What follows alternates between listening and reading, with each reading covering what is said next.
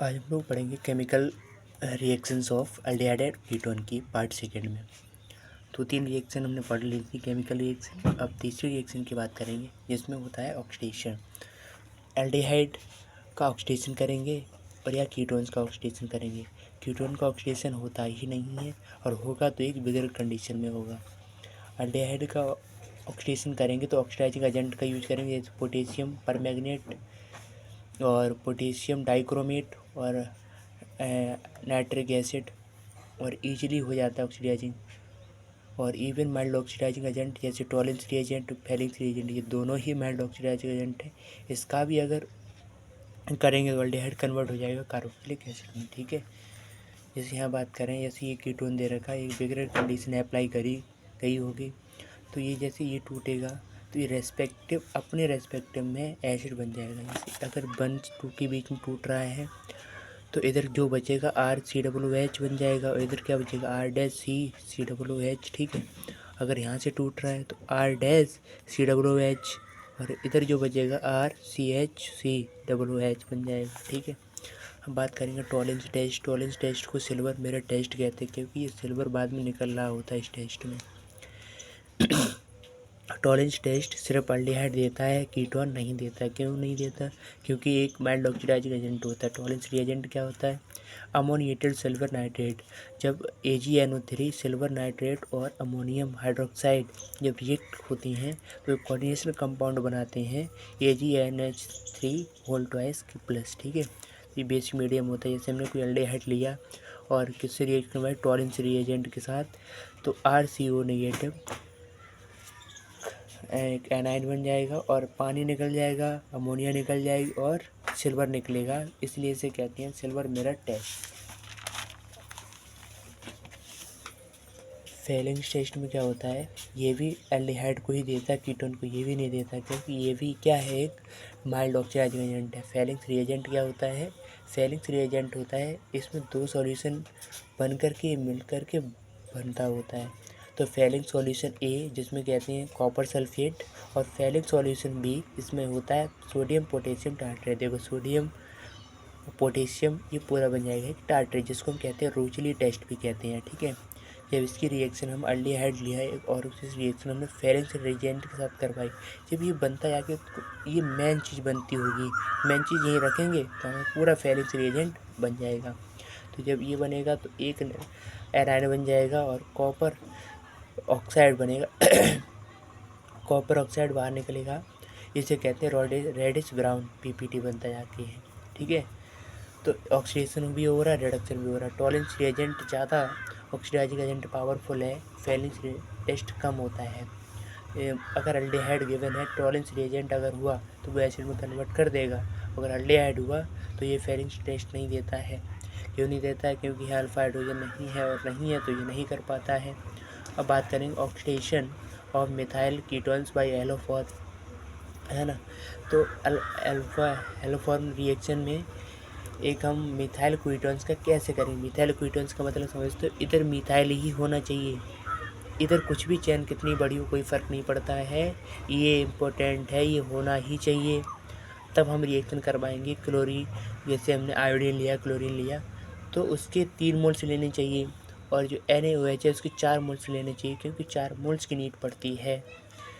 तो क्या होगा फिर एसिडिक सॉल्ट ये फाइनली मेरे प्रोडक्ट बनते हैं एसिडिक सॉल्ट और CHX3, ये एक हेलोफॉर्म यहाँ से निकल जाता है। जैसे पूछे हेलोफॉर्म रिएक्शन बताओ तो एक आपको कीटोन लेना है, मिथाइल कीटोन लेना है और उसकी रिएक्शन इससे करवाओगे तो आपको एसिडिक सॉल्ट मिलता है COOHONA और एक X3 बाहर निकल जाता है, हेलोफॉर्म जिसे कहते हैं।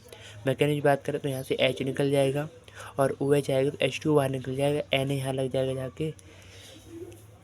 ठीक है, तो ये हो गया नेगेटिव बना, अभी लगा कुछ नहीं, नेगेटिव बना और नेगेटिव बना। अब क्लोरीन लग जाएगा जाके एक इसके पास। देखो एक हाइड्रोजन हटा तो एक क्लोरीन लगा। अब इसे मुझे क्लोरीन X3 लगाने हैं तो मुझे 2 NaOH लेने पड़ेंगे, 2 OH लेने पड़ेंगे। पानी निकालना है, पानी निकालना है तो यहाँ से बेसिक से ही मुझे OH निकालना है तो पानी निकल जाएगा।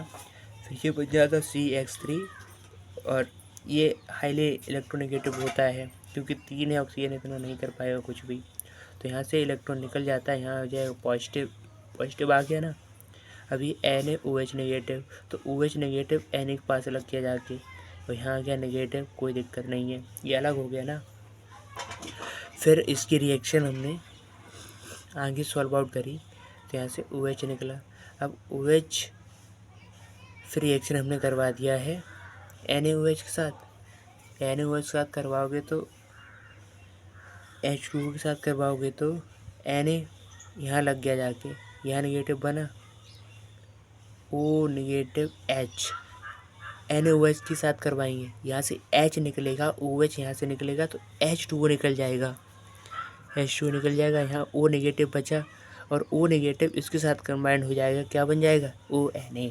CH3 बाहर निकल रहा है, और वहीं H बचेगा, H यहाँ लग जाएगा आगे, इसको भी स्टेबल बना देगा। तो ये देखो टर्मिनल मिथाइल होना चाहिए तभी हॉलो फॉर्म होगा, नहीं तो नहीं दे सकता। अब बात करते हैं reaction due to alpha hydrogen. दूसरी रिएक्शन पढ़ेंगे reaction due to not alpha hydrogen. जहाँ अल्फा हाइड्रोजन प्रेजेंट हो गए वहीं ये रिएक्शन पॉसिबल है, एडोल कंडेंसेशन। तो यहाँ से देखो अल्फा हाइड्रोजन प्रेजेंट है, डाइल्यूट NaOH से रिएक्शन करवाओगे, पानी निकालोगे और आपको ये बनेगा, ठीक है। तो ये बन जाएगा, अल्फा हाइड्रोजन है तब ये पॉसिबल है। ड्यू टू रेजोनेंस इलेक्ट्रोनेगेटिव, देखो हाईली ऑक्सीजन इलेक्ट्रोनेगेटिव है, उस पर नेगेटिव जा रही है, बहुत स्टेबल होगा, ठीक है। और यहाँ देखो अल्फा हाइड्रोजन नहीं, यहाँ भी नहीं है, इसलिए ये रिएक्शन नहीं हो पा रही है। एडोल कंडेंसेशन की बात करें तो देखो मुझे क्या लेना है, एक अल्डिहाइड ग्रुप लेना है। यहाँ देखो अल्फा हाइड्रोजन प्रेजेंट है, अल्फा हाइड्रोजन अगर प्रेजेंट है वहीं से आपको क्या निकालना है, एडोल कंडेंसेशन कहाँ हो सकता है। देखो इसमें सेम टाइप के अल्डिहाइड ले रहे या कीटोन ले रहे तो सेम टाइप के लेने पड़ेंगे, ठीक है। और इसके 2 प्रोडक्ट बनते हैं, आइए हम नीचे दिखाते हैं। तो यहाँ से देखो नेगेटिव बन गया, यहाँ हाइड्रोजन निकल गया। तो जब यहाँ नेगेटिव बन गया और इसी सेम काइंड का हमने लिया यहाँ पर, तो यहाँ पर जब लेते हैं दूसरा, तो यहाँ पर इलेक्ट्रोनेगेटिव कारण यहाँ नेगेटिव चला गया, यहाँ पॉजिटिव आ गया। तो ये पॉजिटिव नेगेटिव साथ कंबाइन होकर के ये बन जाएगा। तो यहाँ आ गया नेगेटिव, और नेगेटिव जैसे आया तो H2 के साथ रिएक्शन करवाना ही है, तो यहाँ लग जाएगा OH निकल जाएगा ऐसे ही, ठीक है। तो यहाँ से देखो OH और CH 2 फंक्शनल ग्रुप के प्रेजेंस में इसको अल और इसको अल्ड और इसको ओल, इसलिए नाम पड़ा इसका अल्डोल, ठीक है। तो यहाँ से जब मिलेगा तो बीटा हाइड्रोक्सी कार्बोनिल कंपाउंड, तो मतलब बीटा से आपका निकलेगा OH और H2, जब इसको हम हीट करवा देते हैं तो ये फाइनली आपको मिल जाता है। और ये डायरेक्ट कैसे आता है उसको भी हम बारे में बात करेंगे। जैसे यहाँ अगर हम बात करें तो यहाँ से 2H निकाल लिए बाहर, और यहाँ से हमने O, तो यहाँ से H2 बाहर निकल जाएगा, ये डबल बॉन्ड इसके साथ लग गया जाकर, तो ये बन जाएगा। अगर मान लो मैंने H2 यहाँ से निकाले और ऑक्सीजन यहाँ से निकाला, तो ये बन कर के यहाँ से ये वाला पूरा टर्म जुड़ जाएगा, ये CH3 इधर निकल जाएगा, ये पूरा एक बन जाएगा, ठीक है। तो ये देखो यहाँ से ये भी प्रोडक्ट बन सकता था और ये प्रोडक्ट बन सकता था, तो यहाँ से 2 प्रोडक्ट बनते हैं, इसलिए इसको दो प्रोडक्ट फॉर्मेशन कहते हैं, ठीक है। आगे बात करेंगे, ये तो हो गया था ना। अब आगे बात करेंगे क्रॉस एडोल कंडेंसेशन। देखो कंडेंसेशन कब कहते हैं, जब उसके हम हाइड्रोलिसिस करते हैं तब। अब बात करेंगे इन दिस रिएक्शन में हम यूज करते हैं डिफरेंट एल्डिहाइड और कीटोन्स, तब वो क्रॉस एडोल कंडेंसेशन होता है। इसमें डिफरेंट टाइप के हम क्या लेंगे, एल्डिहाइड और कीटोन्स, ठीक है, इसलिए 4 बनते हैं, वो भी बात करेंगे। तो यहाँ से H हटा, अब यहाँ से दूसरा एक आ जाएगा जो डिफरेंट टाइप का लिया, तो वो यहाँ लग जाएगा जाके, या यहाँ लग जाएगा, फिर H2 से रिएक्शन करवा देंगे, ऑक्सीजन पर निगेटिव होगा तो वो H यहाँ लग जाएगा जाके, फिर एक अल्फ़ा बीटा, फिर यहाँ से 1-2 हाइड्रोजन निकलेंगे, या एक हाइड्रोजन यहाँ से निकालो और B चला जाएगा बाहर, यहाँ लग जाता है बॉन्ड, तो देखो बॉन्ड बन गया। ऐसे अब डायरेक्ट आप अगर बनाओ तो कैसे 4 प्रोडक्ट बनेंगे।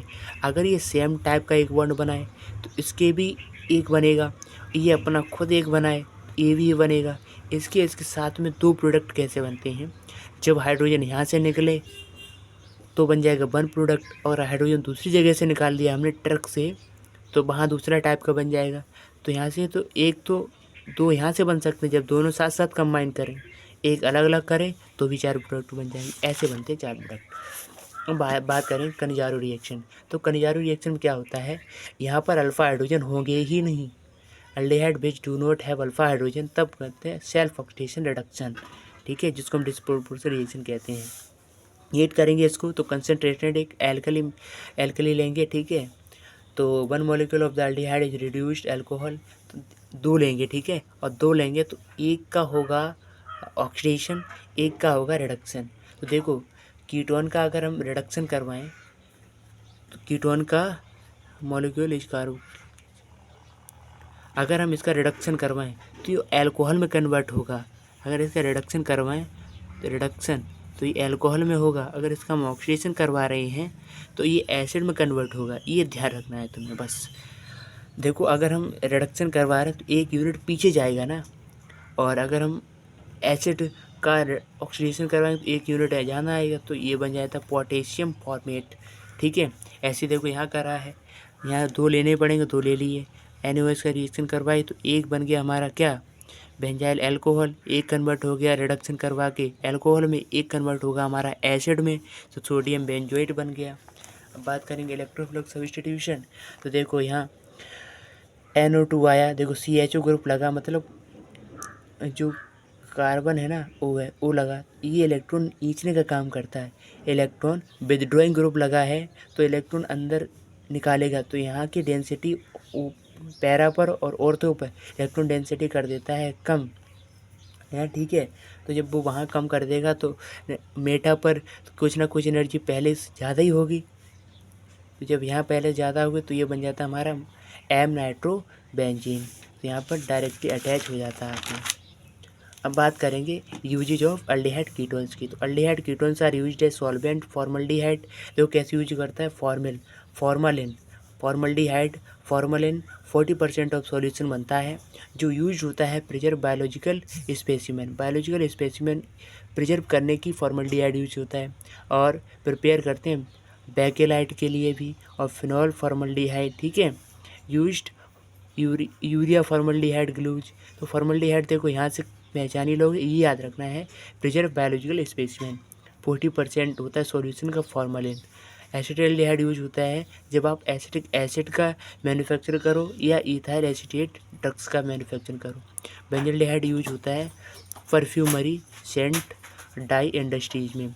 एसीटोन और ethyl methyl ketone are common industrial solvent, ठीक है। एसीटोन और इसी को कहते हैं ना इथाइल मिथाइल कीटोन, ठीक, क्लियर। तो थोड़ा अलग होता है ना, थोड़ा अलग है बस, आर कॉमन, यहाँ पर 3 कार्बन होते हैं, यहाँ पर 4 कार्बन हो जाएंगे, ठीक, क्लियर। तो यहाँ से बनता है आपका ये फॉर्मेशन। Thank you.